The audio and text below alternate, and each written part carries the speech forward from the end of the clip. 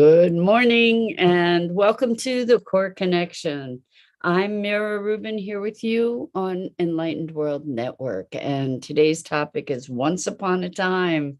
We're going to talk about the fantasies we impose on reality, whatever reality might be, and try to live through those fantasies, even though they can be soul crushing in their way. Um, Before we get started, let's take, oh, hi, Rosalind. Good morning. Welcome, welcome. Great to be here with you and with everybody else who's joining us on this Friday. Before we get started, let's take a minute or two to get present. Let's take a deep breath in through your nose and hold it. And imagine clean, crisp oxygen flooding your lungs, flowing into your bloodstream, nourishing all your cells, all your organs, bringing vital life energy to your body and being. And as you exhale any tension, stress, negativity, fatigue. And now let's take another deep breath in through your nose and hold it. And this time, imagine brilliant, bright light lighting you up from the inside out, illuminating, electrifying, and energizing all your cells, your molecules, your electrons, creating this brilliant beam of light and energy from your heart out into the world. And as you exhale any remaining tension, stress, negativity, fatigue. And now let's press our palms together. Vigorously rub your hands together to feel all those sensations, the friction, the temperature, the pressure, the motion, the tickling and tingling when you stop. Allow all those sensations to bring you present right here, right now, into this remarkable physical form that enables you to experience life. Welcome, welcome, welcome. Once upon a time. The stories we tell ourselves, right? We grew up with Once Upon a Time and the fairy tales of yore. And the thing is that we have often internalized those fairy tales. You know, the biggest one for girls being Prince Charming fairy tale, right? And the bottom line of that fairy tale is that somebody's going to come and rescue us, essentially. And how living in that fairy tale, let's look at how living in that fairy tale that somebody's going to come rescue us is a really destructive place to be residing. That when we believe that somebody's going to come rescue us, first of all, it reinforces our sense of our own helplessness, our lack of sovereignty, and it also puts us in a position where we use that filter to sort for people, like, and it puts us in a really vulnerable place to be looking to be rescued. I used to look to be rescued. I've worked with people who are looking to be rescued, and it's such a disempowering come from, really. And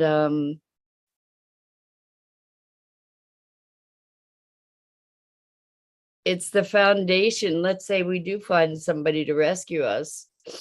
It's the foundation of a codependent relationship. And what happens is if you get rescued, if you get healthy, then the rescuer has lost their purpose, right? Because they were there to rescue. The rescuer needs to rescue. And it can be perpetuating a cycle, because that rescuer needs to keep you in a position where you need to be rescued over and over again. It gets to be this very dark spiral of dysfunction. I was up with a friend. I woke up at like 1 o'clock in the morning and was talking to a friend on the West Coast. So it was earlier for them, but ended up talking until like 3 in the morning. I don't think I got to sleep until 4 in the morning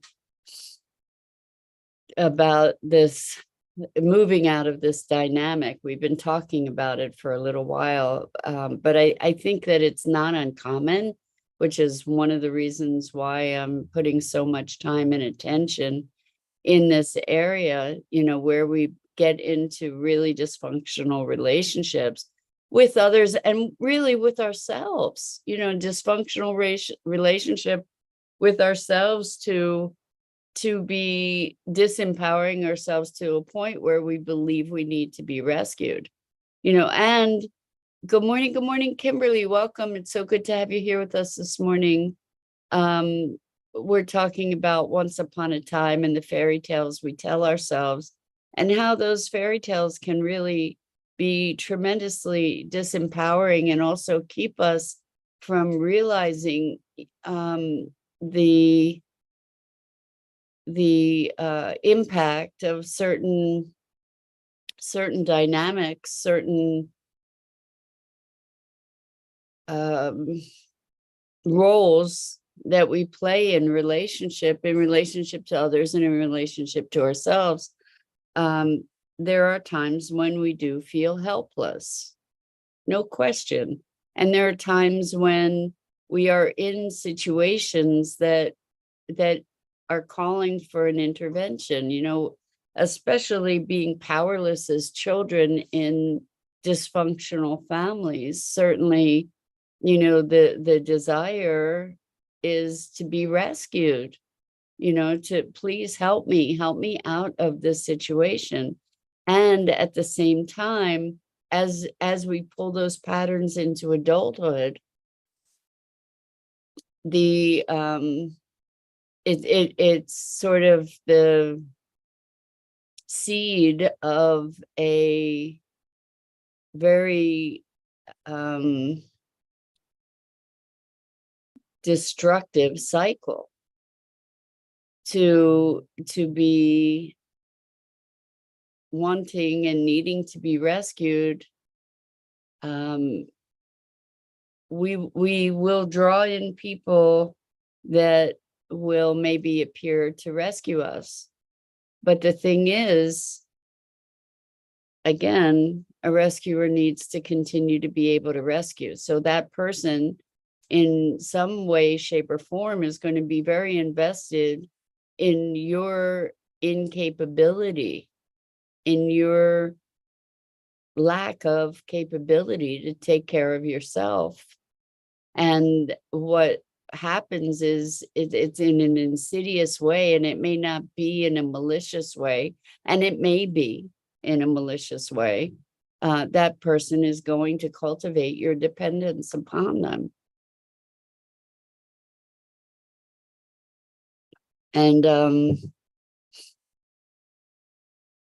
And oftentimes that dependence is created through really subversive kinds of emotional power plays and manipulations. So, it's interesting to witness how we cultivate these fairy tales for ourselves and also about others, like it makes me think of Little Red Riding Hood, and the wolf in grandma's clothing, trying to convince the Little Red Riding Hood that he's grandma, that he's safe, that he's an ally, when in fact he's not. And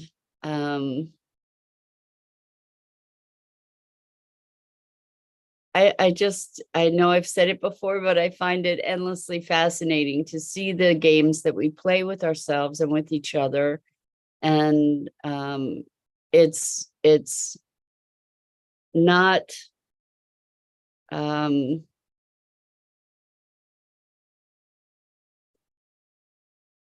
when I say games, it's not playful necessarily, it's more like war games in its way. To see some of the dynamics that go on between people. And so in this particular situation, there was a particularly cruel breach of trust that occurred, and maybe the ultimate gift, because hopefully it pushed this person over the edge to be able to say enough is enough. The psychological abuse, I'm done. That there's a point at which hopefully we each reach that place of no return where we're just done. And that's a moment of grace, as painful as that moment might be, where that boundary is breached with certain finality. That is a gift in its way, right? Because it enables one to free oneself from the grips of this fantasy of who another person might be, or what the relationship is. And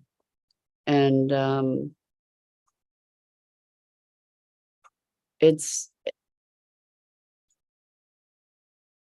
interesting to me how we play out the same stories over and over and over. Where we'll extricate ourselves from a toxic relationship and then recreate it and recreate it and recreate it until we are able to clear and complete and heal the underlying wound. And in the case of this particular person, their boundaries were deeply violated as a child. And so love got very confused with pain and lack of self determination, where they were violated as a child, and it got all mixed up with love from a parent, and the confusion still reigns, this parity between love and violation, or love and no respect, lack of respect for their will and well-being. And so playing that out over and over again is kind of the natural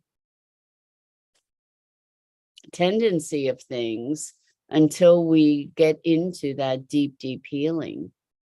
And there has to be a will, there has to be a willingness, there has to be a moment of choice to say that's enough. And then beyond that, to do the work, to dive in, to say, well, what is it? Let's heal whatever that underlying thing is. And the need to be comforted and rescued, the comfort always came with deep violation.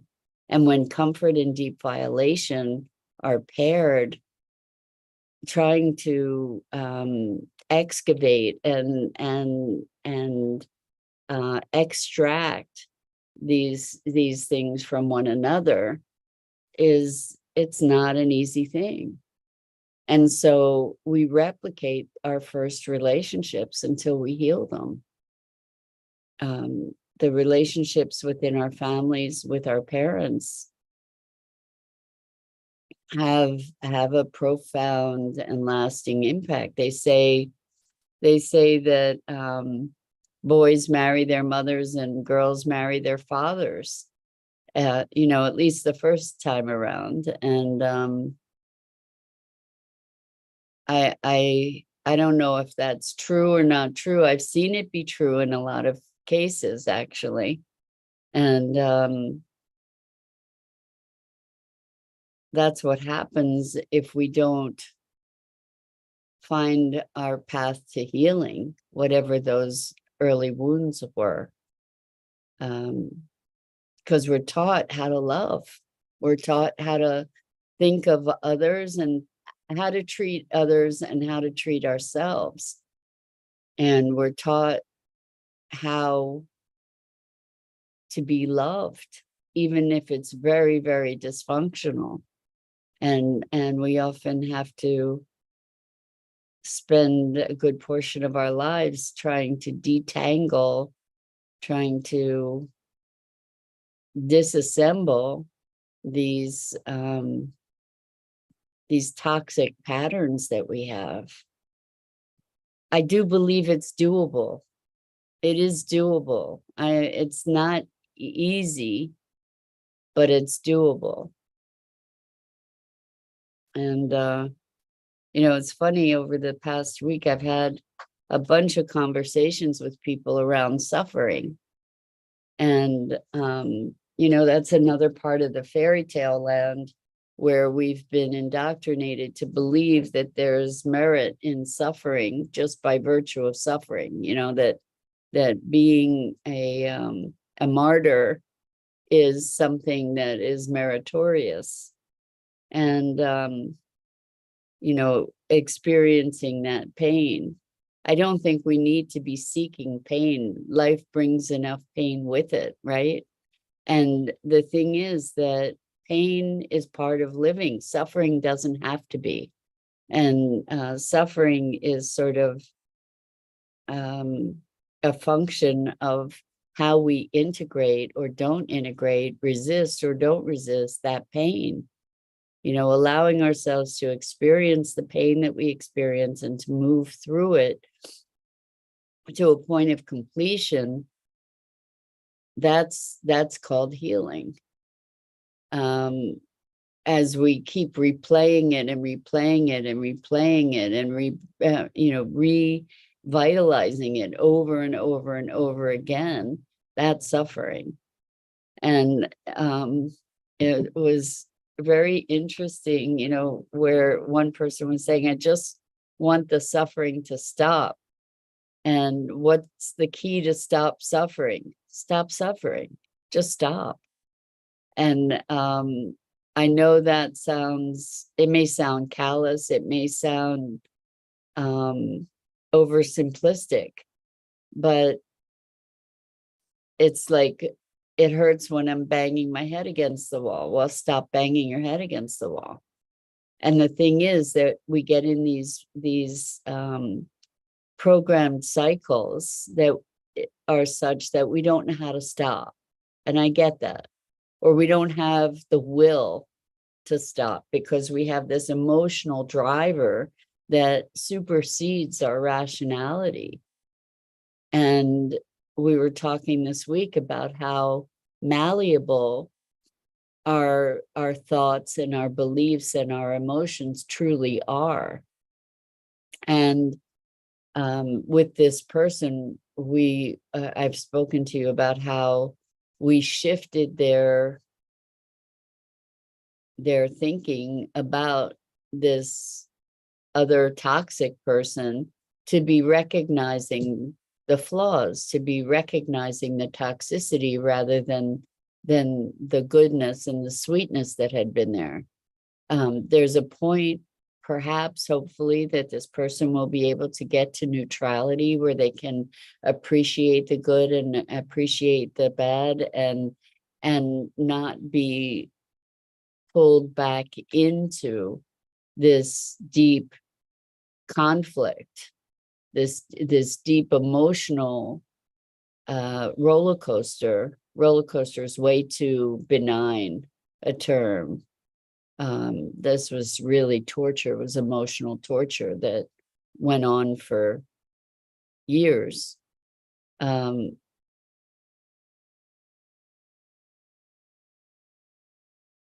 But initially, to be able to extricate themselves, they were able to switch the way that they were thinking, or to be direct, to be able to choose directly, to put the focus on a place that gave them the strength to say no.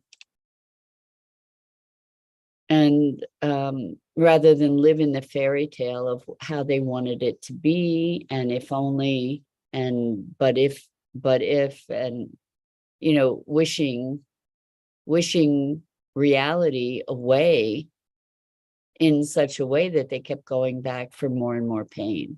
And I invite us all to look where in our lives we keep inviting ourselves to go back for more and more pain, you know, the cause of our suffering.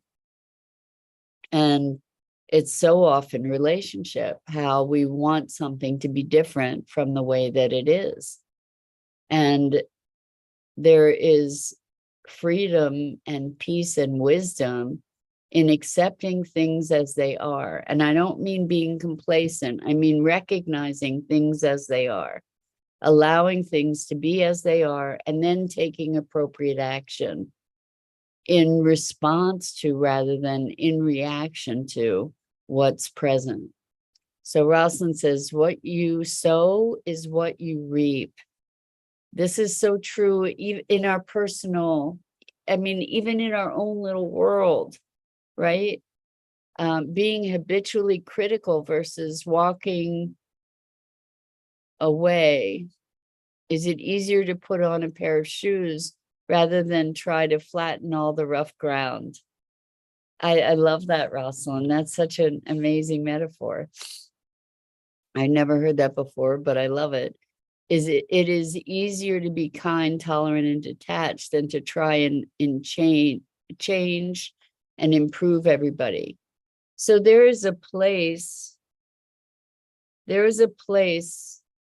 where neutrality at the very best is better for well-being than kindness.